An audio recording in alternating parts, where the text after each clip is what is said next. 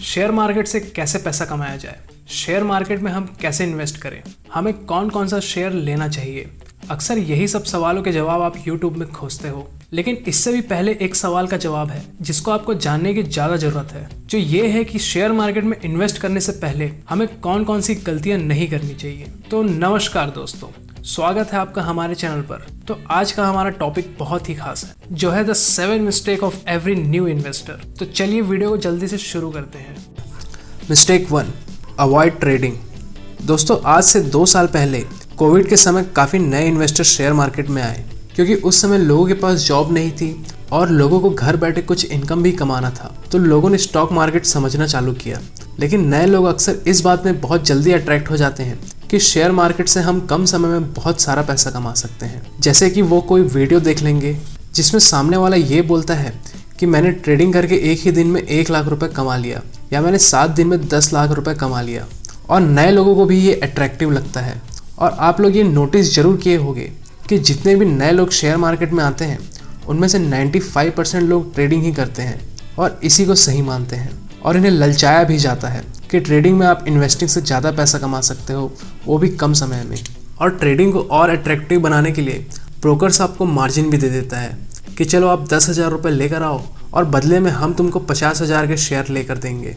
और सबसे बड़ी गलती नए लोगों की ये भी है कि ये लोग टिप्स और ट्रिक्स में फंस जाते हैं। उन्हें 10 जगह से कॉल आता है कि आप ये शेयर खरीद लो, ये ऊपर जाएगा, और नए लोग इस जाल में फंस भी जाते हैं। तो आपको भी ऐसे टिप्स, ट्रिक्स और फेक कॉल से हमेशा दूर ही रहना चाहिए।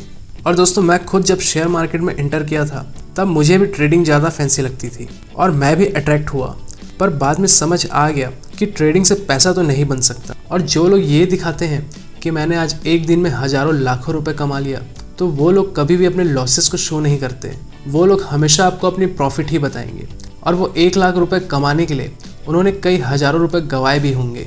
और दोस्तों, अगर ट्रेडिंग करके अगर इतना सारा पैसा कमाया जा सकता तो आज अंबानी और अडानी जैसे लोग ट्रेडिंग ही कर रहे होते। वो दिन रात मेहनत नहीं कर रहे होते, बल्कि वो तो किसी भी सक्सेसफुल ट्रेडर को आराम से हायर कर सकते हैं। पर नहीं, क्योंकि वो जानते हैं कि ट्रेडिंग एक प्रोबेबिलिटी का खेल है जिसमें जीतना कम और हारना ज़्यादा है। मेरी राय में तो आपको ट्रेडिंग अवॉइड ही करनी चाहिए। बाकी आप अगर ट्रेडिंग करते हो तो आपको क्या लगता है ये आप कमेंट में ज़रूर बताएं। क्योंकि दोस्तों, अगर आप ये सोच रहे हैं कि शेयर मार्केट से हम रातों रात अमीर बन जाएंगे तो ऐसा कभी भी पॉसिबल नहीं हो सकता। Mistake 2, buying share in a business you do not understand. दोस्तों, कई बार ये देखने को मिलता है कि नए इन्वेस्टर अक्सर हॉट और फैंसी स्टॉक में सबसे पहले और सबसे ज़्यादा इन्वेस्ट करते हैं। जैसे कोई टेक कंपनी हो गई, या जिसका शेयर प्राइस 10 रुपये से सीधा 100 रुपये का हो गया हो, ये सब में। तो नए इन्वेस्टर्स को ऐसे ही स्टॉक ज़्यादा अट्रैक्टिव लगते हैं। और दोस्तों, अक्सर नए लोग इस कंपनी या इस बिज़नेस के बारे में कुछ नहीं जानते, ना उसके बारे में थोड़ी सी भी रिसर्च करते हैं। उन्हें बस ये लगता है कि अब ये शेयर ऊपर जाएगा क्योंकि इसमें मैंने पैसा लगाया है। और कुछ लोग तो सिर्फ सस्ते स्टॉक्स ही लेना ज़्यादा प्रेफर करते हैं, जिसे हम पेनी स्टॉक्स कहते हैं, और उसका शेयर प्राइस या चार्ट देखकर उसमें पूरा पैसा लगा देते हैं।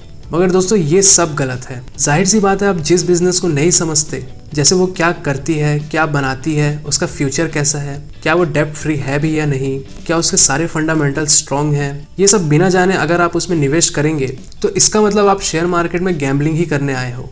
लेकिन जब आप किसी कंपनी, किसी बिजनेस को समझते हैं, उसके बारे में जानते हैं, तब आपको स्वाभाविक रूप से ज़्यादा प्रॉफिट होता है और आपको भरोसा भी होता है कि हाँ, मैंने जहाँ पैसा लगाया है वो कंपनी डूबेगा नहीं। इसलिए निवेश से पहले आपको उस कंपनी, उस बिजनेस को समझना सबसे ज़रूरी हो जाता है।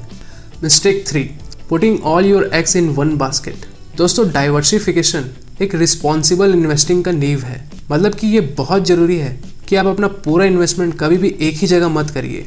डाइवर्सिफिकेशन आपके पोर्टफोलियो के रिस्क को कम कर देता है।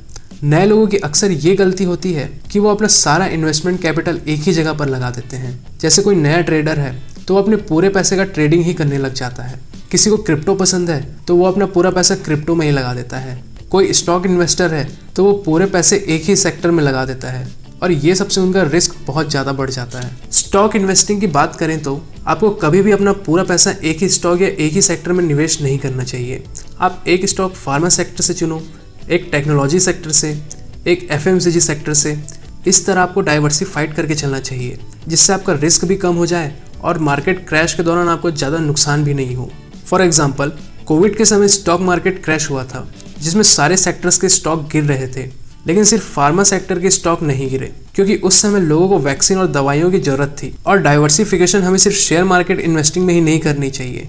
आप आधा पैसा शेयर मार्केट में इन्वेस्ट करो, आधा म्यूचुअल फंड में, आधा गोल्ड जैसी कमोडिटीज़ में, क्योंकि इससे आपका रिस्क और भी कम हो जाएगा और आप मार्केट क्रैश के दौरान भी आराम से सो सकोगे। चलिए आगे बढ़ते हैं। Mistake number 4, averaging down. ये भी एक बड़ा मिस्टेक है जो इन्वेस्टर अक्सर करते ही हैं। एवरेजिंग डाउन का यूज़ बेसिकली वो इन्वेस्टर करते हैं जिन्होंने पहले ही गलती कर दी होती है।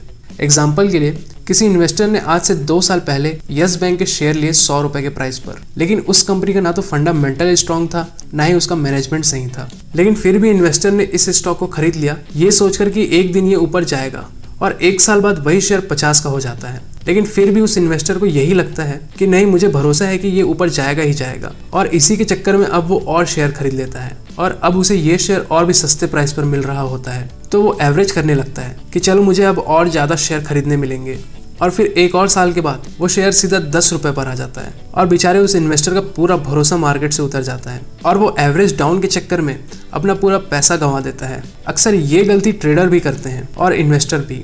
तो दोस्तों, जब भी आपका लिया हुआ शेयर अगर फंडामेंटली स्ट्रॉन्ग नहीं है और वो लॉस में जा रहा है, तो आप उसमें दोबारा बिल्कुल पैसा ना लगाएं।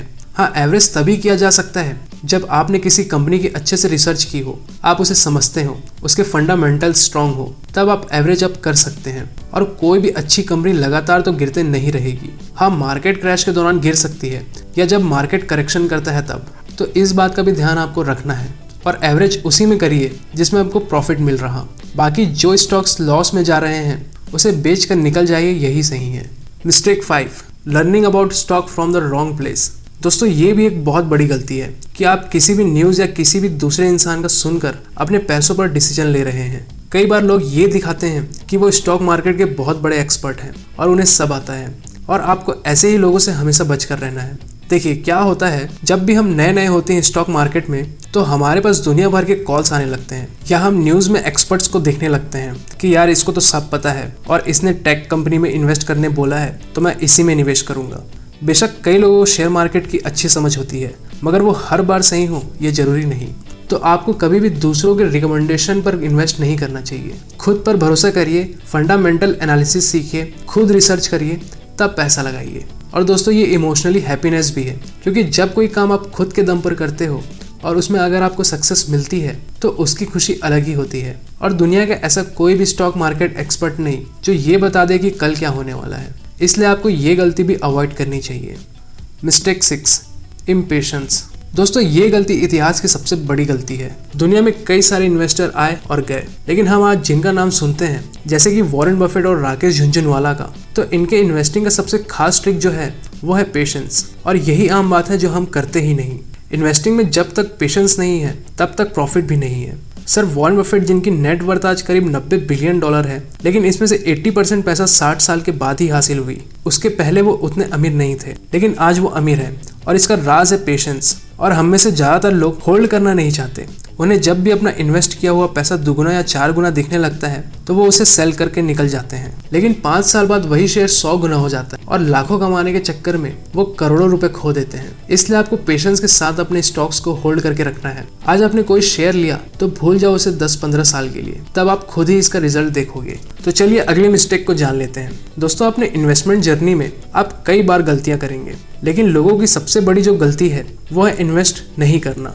देखिए, आज भी कई लोग शेयर मार्केट को गैम्बलिंग ही समझते हैं और सोचते हैं कि इसमें पैसा सिर्फ डूबेगा ही, लेकिन शायद उन्हें जानकारी नहीं है। हाँ, आप बिना सीखे और बिना नॉलेज के मार्केट में आओगे तो लॉस तो होना ही है। और ऐसा सिर्फ शेयर मार्केट में ही नहीं, आपके लाइफ के हर चीज़ों में ये बात लागू होती है। जैसे आपको गाड़ी के बारे में कुछ नहीं पता कि क्लच क्या होती है, गियर क्या होती है, और आपको कोई सीधा ये बोल दे कि चलो गाड़ी चलाओ, तो आप नहीं चला पाओगे, और आप यही बोलोगे कि गाड़ी चलाना रिस्की है। तो लॉजिक वही है कि आप कोई भी काम करने से पहले उसके बारे में जानते हो, उसको सीखते हो, तभी आप वो काम करते हो।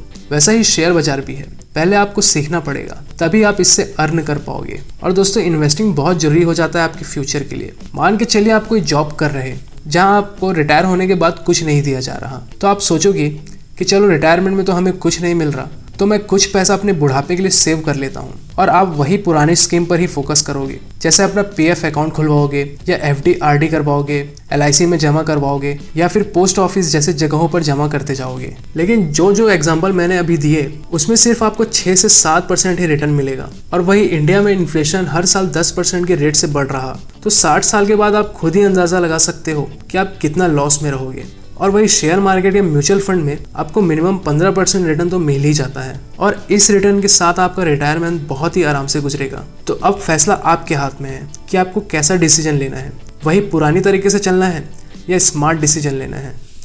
तो दोस्तों आज के लिए बस इतना ही। आई होप ये वीडियो से आपको कुछ सीखने को मिला होगा और अगर आप चैनल पर नए हैं तो सब्सक्राइब जरूर करें। धन्यवाद।